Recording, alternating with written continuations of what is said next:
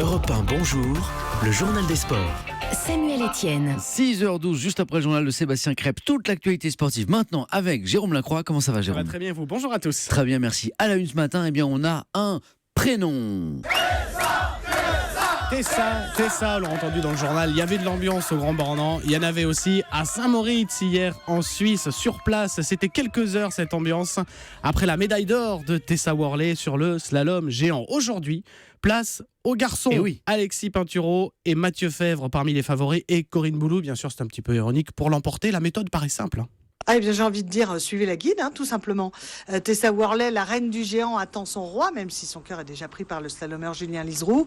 Alexis Pinturo, qui arrive en numéro 2 mondial cette saison, et Mathieu Fèvre en numéro 3 mondial, doivent s'inspirer de ce qu'elle a été capable de réaliser hier. 2 manches parfaites. Pinturo, l'enfant de Courchevel, qui a choisi cette saison de se préparer en marge de l'équipe de France, se s'est à nouveau attendu après son échec en super combiné, alors qu'il en était le favori. L'or par équipe mardi lui a permis de se relancer. À lui de confirmer. En géant, je me suis beaucoup retrouvé dans la position du leader et devoir confirmer derrière, dans différentes situations, dans différents endroits. Donc je dirais qu'automatiquement, je connais un peu plus ce côté-là. De toute façon, si on veut espérer un podium à notre niveau, c'est faire 2 manches à fond les ballons, quoi. Donc on n'a pas beaucoup de questions à se poser. Il faut faire 2 manches qui sont vraiment pleines. Ouais. Et compter aussi avec Marcel Hirscher, l'inévitable épouvantail autrichien.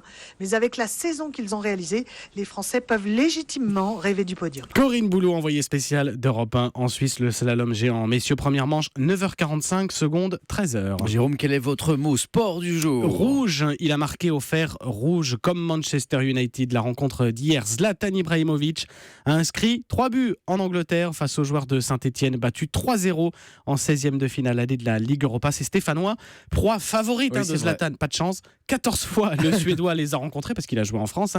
17 buts inscrits face à ces Stéphanois. Alors, match retour mercredi prochain dans la chaude ambiance qui anime toujours Geoffroy Guichard, et cela, Zlatan s'en souvient. La victoire était importante parce que je sais à quel point il est difficile d'aller jouer à Geoffroy Guichard. L'ambiance et les supporters sont fantastiques, le stade est très beau. Il faut que mes coéquipiers soient prévenus de ça. C'était donc important de prendre un bon avantage dès ce match aller. Alors hier, il faut souligner à Samuel tout de même que les Stéphanois, objectivement, ont été désavantagés par l'arbitrage, notamment sur le dernier but, un penalty très sévère, et puis il y a un petit litige aussi sur le premier but. Autre match, autre destin. Les Lyonnais n'ont eux pas du tout été contrariés aux Pays-Bas.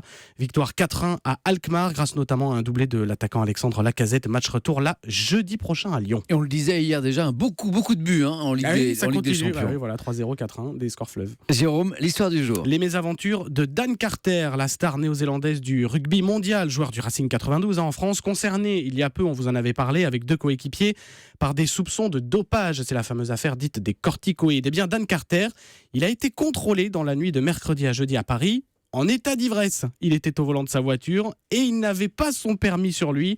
Contrôlé positif à 0,98, le taux légal est à 0,5. Pas de garde à vue ni de cellule de dégrisement, mais une prochaine convocation devant un tribunal. Merci beaucoup, Jérôme.